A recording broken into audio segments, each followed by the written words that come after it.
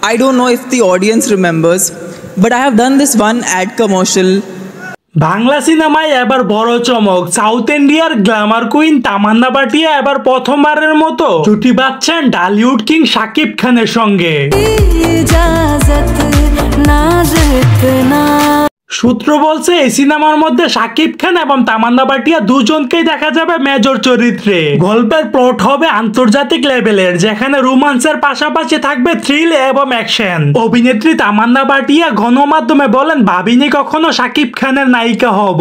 শাকিব খানের মতো এত হ্যান্ডসাম এবং সুদর্শন সুপারস্টার আমাদের সাউথ ইন্ডিয়াতেও নেই।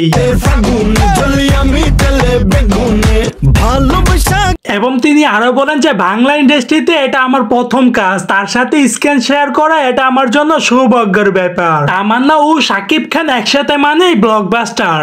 সো দর্শক, আজকের এই ভিডিওটি এই পর্যন্ত। যদি ভিডিওটি ভালো লেগে থাকে তাহলে চ্যানেলটি সাবস্ক্রাইব করে দিবেন পরবর্তী ভিডিওর জন্য।